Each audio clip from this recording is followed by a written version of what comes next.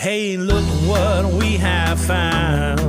A big sound in a small town. Far away from the bright lights. They're making music every night. Discover what is all around. A big sound. A big sound. In a small town. Big sound, small town. A really big sound. Big sound, small town. You're listening to Big Sound, Small Town with Sandy Carlton.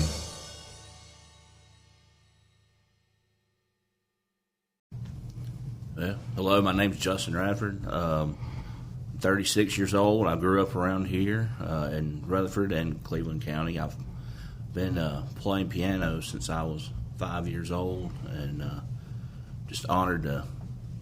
Sandy asked me to come on the show and talk to you guys a little bit about what I do in the music realm around here. Like I said, I've been playing piano for over 30 years now. So. All right. So that has always been your instrument of choice? Yes. I mean, I played drums in high school. Right. But I started playing piano by ear when I was a kid. Oh, everybody else is usually the other way. You know, I had a teacher, started off with a teacher, so that's good. I mean, that's excellent, actually, because you developed the ear. Yeah. So did you get formal lessons at some point? When I turned around 14 years old, I started learning how to read. Right. And I studied with a lady named Chiquita Collins in Rutherford County, and she taught me how to read chord charts. Yeah, well, chord charts are good to read. And put melodies with it. Yeah, that's good then. That's actually that's pretty unique.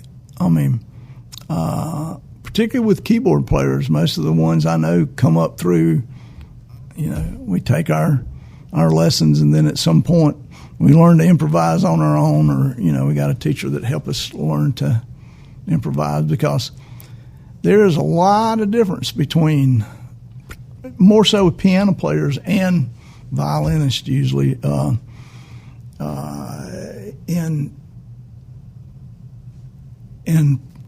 playing by ear or being able to improvise, because, you know, the way classical music's set up, it's all about emulation. You know, you want to play exactly like the person who wrote it. You know, there's no variation to it. This is the way it was meant to be. This is how you do it. And usually you find those people have a hard time improvising. Oh, yeah. But I like the method that you've taken to do that. I mean, yeah, I never play anything the same way twice. Yeah, that's great. I mean, that makes it easy for you to work, I'm sure. Oh, yeah. So it's I see you're kind of in demand. You do the funeral thing too, right? Yeah. Yes. I ended up going to college at UNC Asheville, and I studied jazz piano there. Oh, so you did wind up taking it too? Wind up taking it too. I have a degree in music. Oh, so well, you did. You got the whole deal going on. I play by ear, and then I read at the same time. So. I can read, but I prefer not to. I mean, if it's going to cost me a job, I can read. Mm-hmm. The more I do it, the better. I mean, it's like anything. The less often I read, the more I have to study at it, actually. Because I'll play upright bass, and sometimes I've had jobs where I've had to read with that, you know. And it's like, you know, this is like, I'm terrible at sight reading on the spot, but you give me, you know, a couple of days to go home and read the music, then we're fine. So. Yeah. I also teach elementary music. Oh, that's great. For county. My job is to introduce little ones to music, and that's. Well, I love doing that. I do understand that. I will be doing work here next week at the Scruggs Center with children coming and introducing them to music. I like to do that, and I also am and I bring them on here. I'm a big advocate for young musicians. Mm-hmm. I like them when they're starting out, help them get a start. I'm pretty proud of some of the people that have come on here and got a start and are doing well. all they needed was a little audience and a little experience. So that's a pretty cool mission you got going on. I got a grandson who is graduating from UNC Asheville. Oh wow! But he went on a soccer scholarship. He's played soccer there 4 years, and he's going to graduate. I guess it's May, so I think he's ready to be graduated. Beautiful campus. It is. It's a nice little campus. I think everybody would love to stay and live in Asheville, but you know how expensive Asheville is. Yeah. Yeah. I came home after school. I came home. Yeah, I mean, I can't blame you there. I mean, it's hard. A lot of good music there, though. Oh man, there's a lot of good music there. A lot of good musicians. So, did you start out pretty quickly playing with bands, or were you doing the basic, piano stuff there for a while? Well, I started out. My first gig, I was 14. I played at Ryan's. Oh, We used to have a Ryan's. Yeah. And I played Christmas music by ear, and I couldn't read anything yet. Right. I just sat up in the lobby and would play. And when 5 East used to be here in Shelby, right. I played piano there for 2 years, every weekend on Friday and Saturday nights. And that's kind of how I got my start. I was doing the solo stuff, weddings, funerals, stuff like that, and church. Right. Well, that's where I was going. I because generally piano players get themselves associated with the church. I lead worship at 2 churches. Well, that's about right too. I mean, church musicians that I know generally I run 2. I know another musician right now that does that. So So I've essentially eat, breathe, and sleep music. And have for years and years and years. So that's good, dude. So tell me about when you had to start playing with people. Was that a little difficult transition? Somewhat, but being in band in high school kind of helped. That does help. Yes, I agree. And that's something that a lot of musicians, I think, miss doing. And they miss out a big part of learning to play with people, learning, really knowing more when not to play as opposed to when to play. Everybody knows when to play, but when not to play. When not to play is about the most important musical gift you can be given. Well, there's music in the silence as well. There is music in the silence. Yeah, I agree. That's a great. I like that because there is. I mean, I like that. That's good. So how did you get with Black Coffee? We were in an 18-piece. Well, when everyone was there, it was an 18-piece big band in the city called Old 74. Yeah, I remember that. And I was playing keys, and Chris, our singer, was playing bass. And Cornelius was playing trombone. Yeah. And they already had a band, or they were trying to get a band put together. Right. It was going to be like a 5 or 6 piece band. And they asked me about playing with them. And I said, sure. So we rehearsed a couple times and never really got any gigs, and nothing really ever came of it. So the 3 of us just decided to make a trio. Sure. So we did, and we got our first gigs around here. I mean, right. We were the first band that ever played at Newgrass. Yeah. Dragonfly, and we'd go down to Gastonia and play some. Yeah. I mean, you've got a really unique sound. And then once you added the horn to it, then it just double unique. I mean, it really, it's cool. I mean, you only get people doing that. They're only people even close to doing what you're doing. I mean, I'm surprised y'all don't work farther from home than what you do. Well, we did. We were younger and didn't have wives. Well, I do. Yeah, I do understand that. Yeah. Because it is a cool thing that you guys have going on. I mean, and your song selections, they're all over the board too. Yeah, we decided we didn't want to be. We like that jazzy, bluesy sound, right. But we wanted to be able to incorporate that into just about any style. And you pretty well have. I mean, You guys are my favorite local band, and I say that because I'm hooked up to just about every local band around.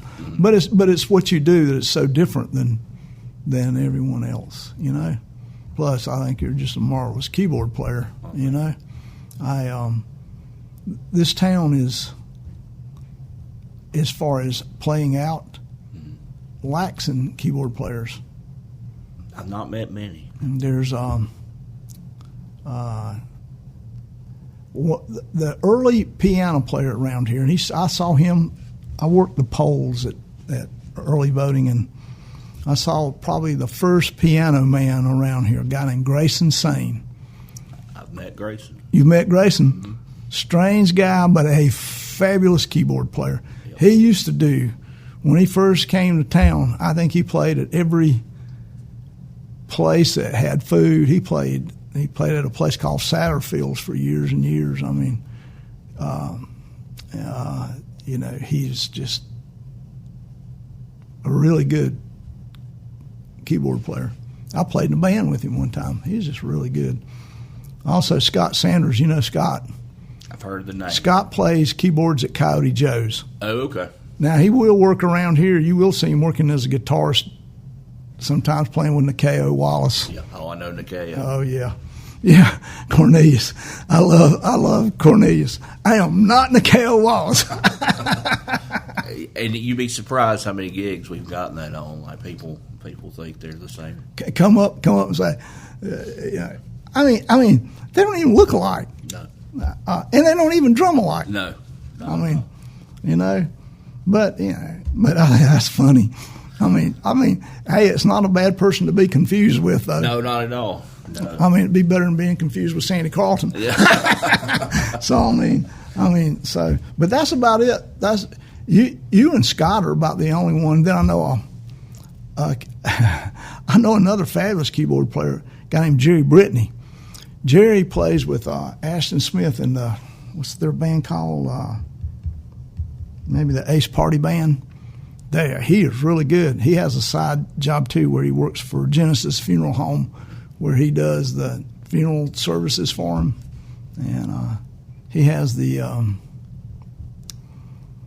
he's got the gospel service down. I mean, yeah, you know, that's an art form in itself. I mean, I don't know. You would have to be. Most people have no idea, or most of the people that listen to my podcast have no idea of black funerals. But there is a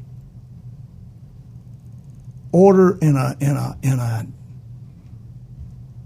just a special musical thing to those that is just you have to learn it. It's not something that you just, you know. I mean, and keyboards are a big part of that. Keyboards and organs are a big part. And then, of course, do you know Richard Putnam? Richard Putnam. He runs a studio here. Yes, I've heard the name. Yeah, Richard is one fine keyboard player. He has worked all over the South but that's about it. We're looking at, we just covered everybody that does it out. You know, there's a lot of fabulous players in churches.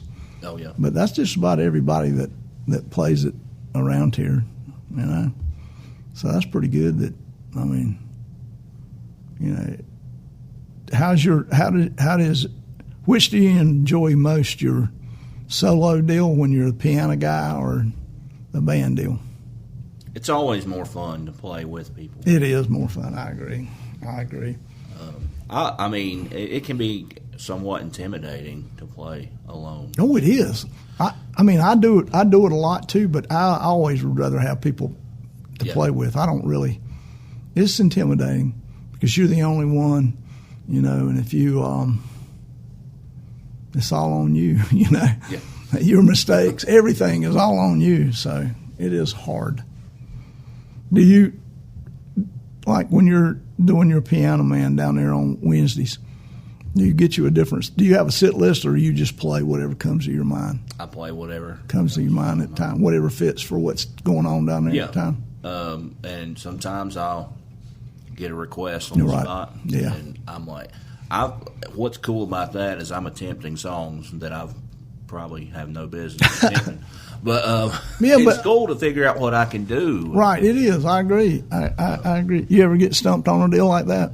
I have twice now, and I can't even remember the name of the tunes, but it was some very obscure something that I'd never heard before. And I was like, but I'll look it up, and I do. Sometimes I go home and when somebody asks. Yeah. I mean, I have done that before.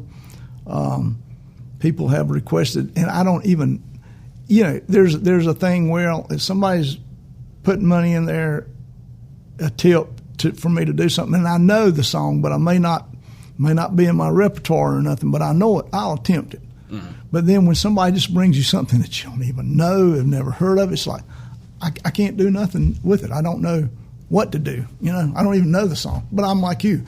Once somebody puts that on you, you got to go look it up just for your own curiosity. God for the internet. Yeah, really. Yeah, really. You can pull up chord charts. Yeah, you can. That. Yeah, you can. Yeah. That is a good thing. I mean, technology. I know a lot of people hate it with in a lot of ways, but it's so much easier for a musician to learn today than it was, even probably when you started. Oh, I remember carrying bags full of books, and gigs, and now everything's in an iPad. Sure, yeah. There's like 1,000. I have like 1,000 songs in an iPad. Yeah, I know. I mean, I know. Like even DJs. I remember. I have a friend, and it's all musical, but he was a beach music DJ, and he used to have to carry almost a truckload of records. Now he's got a zip drive with everything on it. He can do his DJ mix and just slide it in and go, which is totally different. And then I see like Red Crayon's going to be down there tonight, and I see Todd. Todd Yelton. Yeah. So he's going to scratch old style down there, but that's pretty rare these days. And even his is more digital than it was when he started. So music's it is really technology wise. We're in a golden age. I used to have to carry a 150-pound bass rig. Now I carry 20 pound bass cabinet and a 2 or 3 pound head, and it sounds as good as my 150-pound Ampeg and another 50 pounds for the head. So I mean, technology is good. I guess with keyboards. So what do you? You have a go-to that you carry? A couple years ago, I purchased a Yamaha CP88. Yeah, I love it. Yeah, it's got wooden keys on it. Oh, really? Yeah, the action's great, and it's more piano based. Yeah, sure. They have a YC, which is more organ stuff, and I don't do. But I love the electric piano sounds. Yeah, electric piano sounds are cool. I guess it has them all in there too. Oh, yeah. I mean, yeah. The keyboards are pretty amazing these days, but I guess those keys are touch sensitive too. I mean, they're not the junk ones where you know. Yeah, I mean, it plays just like a piano. And that's what I crave. Is like I want it to feel like a piano. Yeah. Do you run that straight into an amp of some type, or you just put it in a board? I usually run it if I'm playing out. I just have a rolling keyboard amp. If the place doesn't have a system or something. I also have a small PA that I can carry as well, but usually, like here at the Dragonfly, Jamie has his own. He does. So. I mean, that's another thing too. I love to play places that have their own equipment, so you don't have to carry it. Even the sound equipment now is small and easy compared to what it used to be, but I still like places that have their own stuff. I love it when I walk into a place and there is a piano, real piano in there, and like then I have to go test it because if it's not in tune, I have to go get the keyboard out of the truck. Sure. Oh yeah, I mean, well that's funny. So there's an instrument of every type in this Earl Scruggs Center, but a piano, which is the weirdest thing in the world. But I don't know how you get it up here really. But there should be an electronic piano up here of some type. I agree. I'll have to take that up, Mary Beth. There needs to be an electronic. Jackson. Oh, yeah, I've played with Jackson. Yeah. So fine saxophone. Oh, he is. Well, of course, he can't. He's got too many other irons in the fire to play these days. But sometimes I get on him about playing that he needs to come out and play. Because Mardi Gras every year I do a Mardi Gras show, and every year I want horns. You know, I try to get Cornelius. I try to get Jackson. Actually, a girl that I play music with, and I play with her dad, Madison Bridges. She played saxophone at North Carolina State all through college. She was in the marching band. I try to get her to do it. And she said, well, I don't, I'd have to work on my, I don't play it anymore. I'm a guitar player and songwriter now. So, but I love horns. I love big bands. I love that stuff. Madison's dad is a fun He is. singer and player. I played a lot of music with him over the years, and he is. But I'm going to tell you, she's a better writer. She is a one. She's going somewhere if she wants to go. You don't know how much somebody wants to go, but she's very talented. She is one of the most talented songwriters, young songwriters I've heard in a pretty good while. But yeah, I mean, apple don't fall far from the tree. Kevin's really good. He's a real good writer, a real good singer. So, and Kevin, I actually said something nice about you for a change. So, Hey, Amy his wife always hires us to play Christmas music for the carriage rides in downtown Forest City. Yeah, I mean, oh yeah, that's a cold gig. That is a cold gig. That is a cold gig. Yeah. So I guess you have all kind of irons in the fire then. Yeah. Guess you work all the time. I'm at 3 schools. I'm at 2 churches, and I gig with Black Coffee, and I solo gig, and sometimes I see my wife. And yeah. It's like only reason I could tear this away is it's a Saturday morning. Yeah. Yeah, man, that's you got a really cool story. It's you ever want to be anything else than a musician? No. That's great. I mean, it's scary as a musician. Yeah, it's scary. When you're younger, you think, well, I'm good at this, but there's a million other people that's good at this as well, like, so what am I going to do with this? And you find a way. Like, I got into education because when I graduated college, I'm like, what am I going to do with a performance degree? Right, So I took a job as a teacher, so realized I love working with children. So that's good. Lateral entry. I took a few more education courses. Sure. Got my teaching license. Yeah, well, I mean, that's good, and I still believe that if you want to accelerate your learning, that no matter what instrument you play, you need to find a teacher. That's the fastest way to get problems corrected that you've developed, to learn stuff, to learn theory.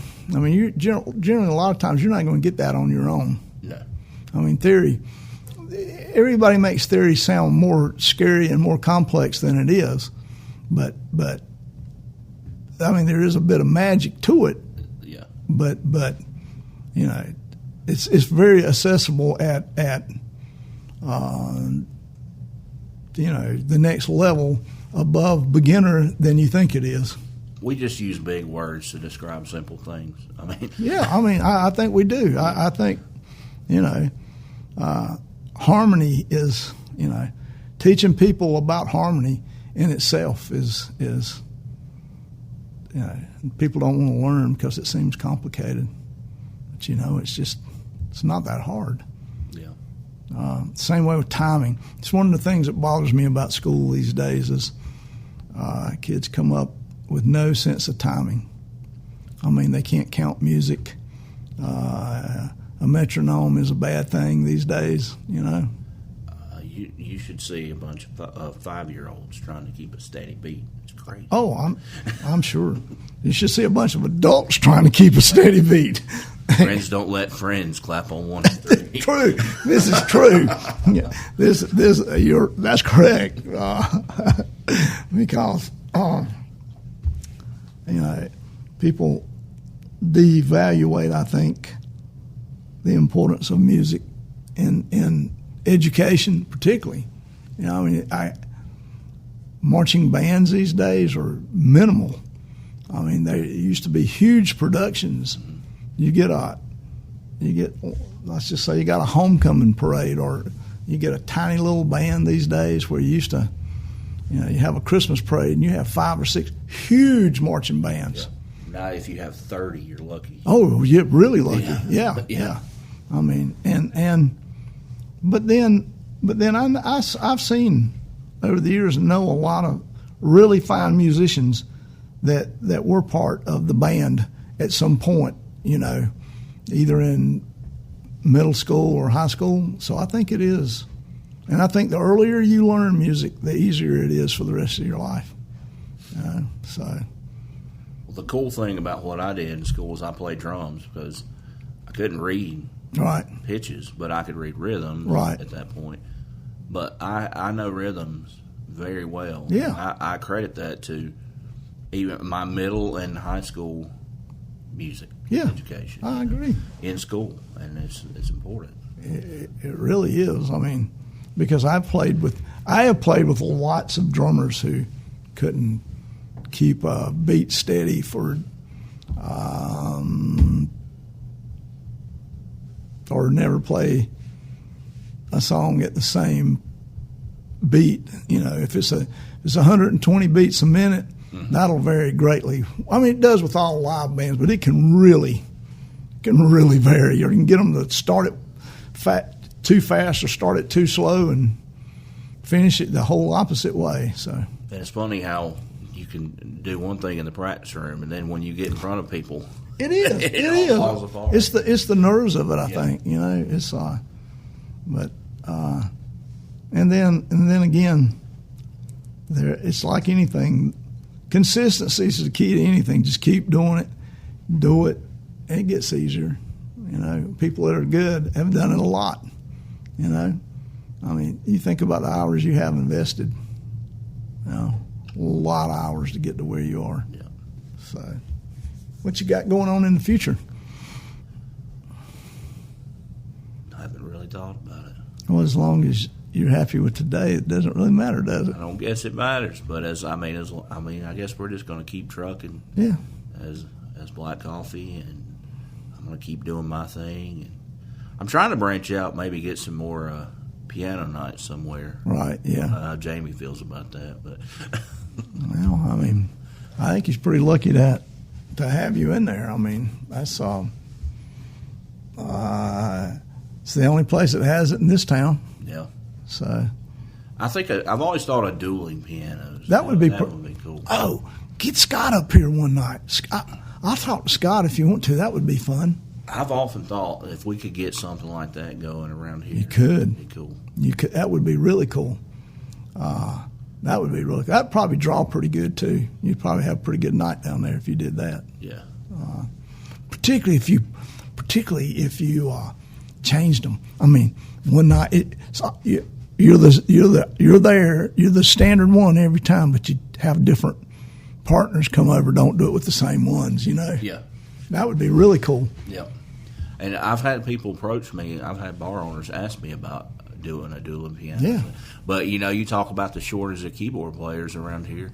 I'm like, who am I going to call? I don't know anybody to call. Yeah.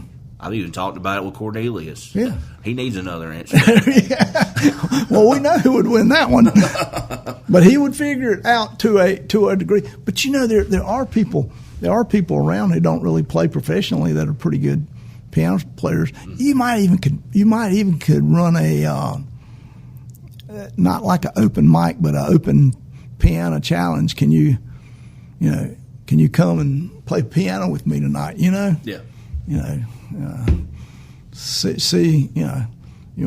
There's not a then that puts it more in too much of a challenge. You could say, hey, come out and see if you can play piano as good as I can. Yeah, I just like to play with other people. Yeah, I can understand that. That would be really cool. That would be a good draw. I'd come watch, you know. Yeah. And I don't hardly ever go out anymore. So that's funny. People I know, if they see me out somewhere, they said they must be paying you to be here. If you're here after, you know, if you're here like after 7 o'clock, you must be getting paid to play, right? I mean, if you're here, and that's pretty much it is, you know. I mean, I don't go hear a lot of people anymore. I feel bad about it a lot, but I try to get out to see everybody that's on the show a couple times. So, I mean, but that's a stretch for me. It's hard for me to watch musicians. I've seen so much and played so much over the years. It's just hard for me to go out and sit there and listen anymore. Makes me want to play. Makes you want to go up there and join in? It does. It does. And I think that people who aren't musicians don't understand why it's hard for musicians to go watch others. I mean, it just makes you want to play. Yeah. You know? And that's been people have quizzed me, my family's quizzed me about that over the years. Why don't you like to go hear other people play? I just makes me want to play, makes me uncomfortable, you know. Particularly if I see people and they're doing well, you know, it makes me want to go work on what I'm doing, you know. You talk about a humbling experience. I went to see Herbie Hancock last summer. Whew. Yeah. 83 years old and running across that stage and playing like he did when he was in his 20s. Yeah. I mean, some of those people like that,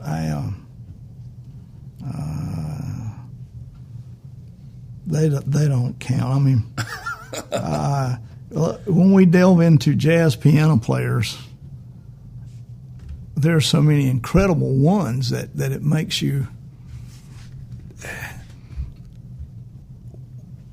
What guitar has done for rock and roll, piano has done for jazz. I mean, it is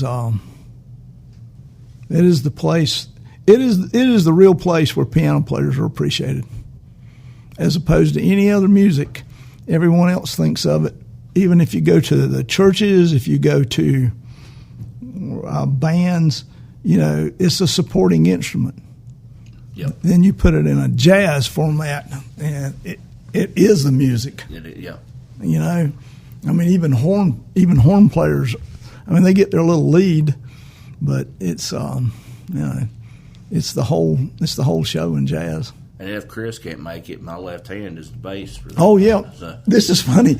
I don't know if did you know the late Art Mooney? Yeah. Art used to tape the lower end of keyboard players. He'd take duct tape and put it down there and say, "These are my notes." and you know what I'd always tell him when I played with him, I say, "Art, you know, the guy that's doing this on the keyboard, he ain't going to overplay." Yeah, he'd get mad at me, you know. Yeah, but yeah, actually, Art played, I think, with Grayson when I played with Grayson. And I think Grayson played every note he could get in every time. I mean, you know, he. I never got to play with Art, but I knew him and I had several conversations with him before. I gave him the first really high-paying music job he ever had as a kid, and I was fascinated. Actually, I would tell you that Art is one of the. He was probably a prodigy. Art could play bass as good as anyone I've ever known. Mm-hmm. Bless his heart. Sometimes he just didn't know when not to play, you know. But that's Art. He was a fabulous musician, you know. And you know,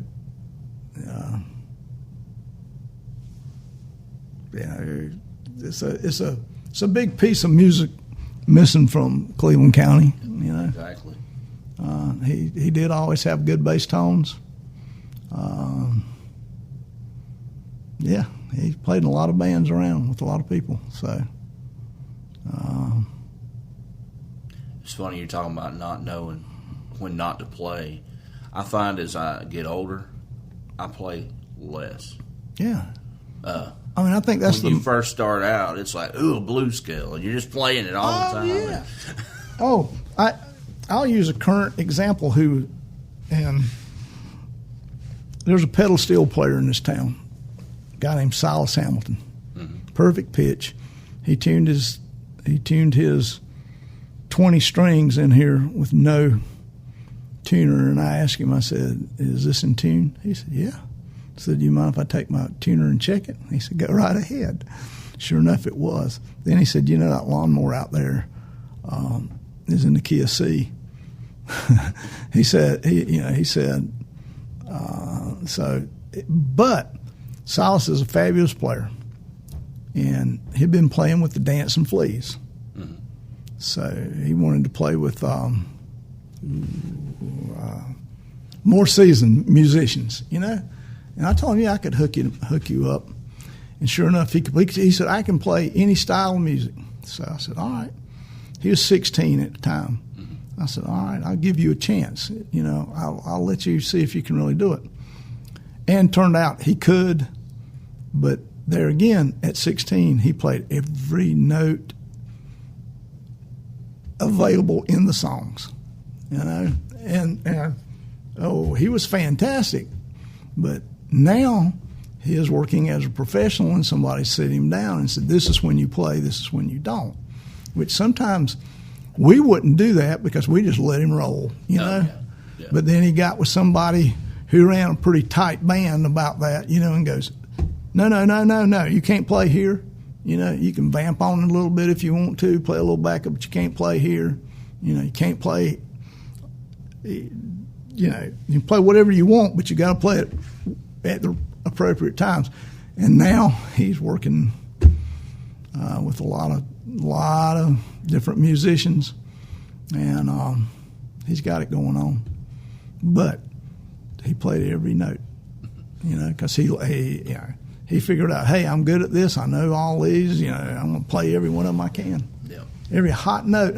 You can save some of those hot notes, man. Save it. You don't even have to play it. You can play it next week if you got one. You don't have to play it tonight. Exactly. You know. Yeah. I mean, don't give away all your secrets in the first 3 songs. Less is more. So. Yeah. So, and I think that is becoming a part of aging and playing more. You know, realizing that. I think, and that's what I've told everyone. When you're young, you'll work that out. Though, if you stay with music, generally, you will work that out. Yeah.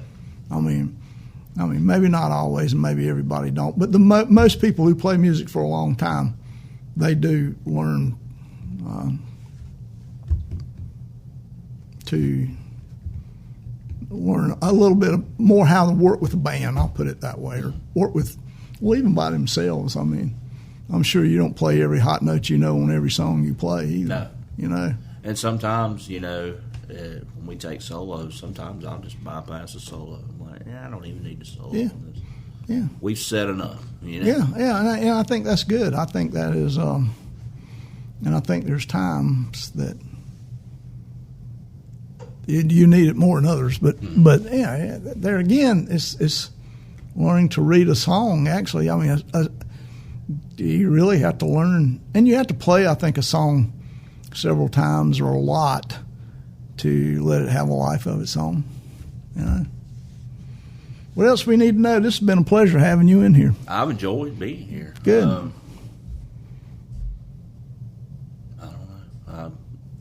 don't know. Well, that's good. I mean, you know, you've covered what you got going on. So. Yeah.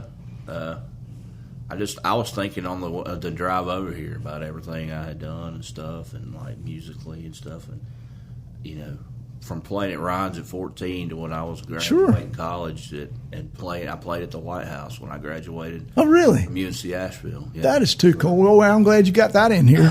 For the singers, it was my senior year, and they always take a group of the jazz choir singers up there to play for tours of the White House. So I got asked to accompany those singers up there for tours, and I'm sitting there playing this piano with eagles that were the legs. Oh, really? There's pictures of this piano online. You can Google it. It would be like a Steinway or something. I don't even remember the brand. Right. There's pictures of like Nixon playing it. Oh, yeah. And it was back when Obama was president, and the dog, his dog, came out with Secret Service, and he put his paws up on the piano bench. And I patted him on the head. That's pretty cool. Yeah. Oh, that's a great story. That- Man, you're just about to leave this out. I know, right? But no, that was a cool thing. I was just trying to think of some other things in music, and believe it or not, my biggest inspiration for playing piano was Floyd Kramer. Floyd Kramer. I went the jazz route, and I love jazz music, but Well, I mean, I used to play with a guy here in town, and his brother used to, when Floyd would go out with a band, was his guitar player. He would hire Floyd to, Floyd would hire him to be his guitar player, but Floyd did most of his stuff by himself. But he had bands from different times, and Eddie was a part of that. So I used to play at a place called Brackett Cedar Park. Mm-hmm. And his brother was a drummer with me. And then I come walking in to practice one night up there. We practiced up there. And there was a guy playing the piano that was up there. And I thought, man, that's something special. That's different than regular piano players. It was Floyd Kramer. And he had a saxophone player with him named Boots Randolph. Huh, yeah. And, man, they sit there and played. And they were with Eddie. Eddie was with them, and they were staying at Eddie's house, and it was just like, I don't even think we practiced that night. I think we just sit there and listened to the two of them play, and they just played, and it was really cool. So I do have one Floyd Kramer experience. That's cool. So, I never got to see him live, but my grandfather worked at PPG, and he brought home a cassette tape when I was like 8 years old. And I'd never heard Floyd Kramer before. Right. I was like, how does he make a piano sound like that? Yeah. So I never stopped till I taught myself. I mean, I've always played Last Date sure. on a gig. I was going to ask you, is that in your repertoire? Yeah, I always had to play Last Date as a little homage to Floyd. Sure. But I mean, that's cool to know, though, too, because I started to ask you who were your piano influences. Floyd Kramer, and then from the jazz world, Oscar Peterson. Oscar Peterson's a fine player. I love Gene Harris as well. There's a lot to choose from there, more so than say in a country field or something. I mean, there's a ton of them there, but those are good ones. Those are all good ones. Totally different players too, all three of them. Yeah. I just like good music. That's all I seek to do is to play good music. I don't care if it's jazz, country, rock, whatever. Yeah, it's all music, and that's the beautiful part of it. It's all. I'm a big. People find this funny with me a lot of times, but I am both a secular and non-secular music fan. Mm-hmm. I mean. Part of my musical heritage was sitting on the porch with my grandmother playing gospel tunes, which was it was fun for me. She was a real fine piano player, and it was fun, And she was a harmonica player, and I've spent a large portion of my life as a harmonica player. And it started with her, but it also started with me being stuck with a radio station that. The only radio station I could get was a blues station. So I wanted to be as a kid, I wanted to be a blues harmonica player. That was my whole ambition. I achieved that. Yeah. It's not really a high expectation in life, but, Yeah. How many blues harmonica players are around here? Oh, me? Exactly. and I'm lucky. I still get to work. I have two jobs where pretty much my whole part of the show is nothing but a harmonica player. I play harmonica in the other things I do around here too, but it's not, a half a dozen songs where if I play with Luke Kaiser or Phil Ruff, I'm totally a harmonica player. So I feel really lucky to get to do that. In fact, the only other person I know who gets to do that is a guy out of South Carolina called Freddie Vanderfour. And Freddie is a really fine harmonica player too. So yeah, I feel blessed to get to do that, you know. And I've done it. There's pictures of me as kids and even my own kids with harmonicas. So, you know. You have like the jacket that's got all of your. No, I have had, though. I will have to say that. And I will have to say that I am.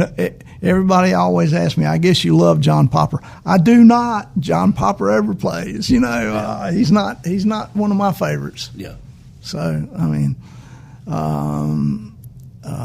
but this has been fun. Thank you for coming to do it. Thanks for having me, man. Oh, It's been a man. pleasure. Thank you. That's just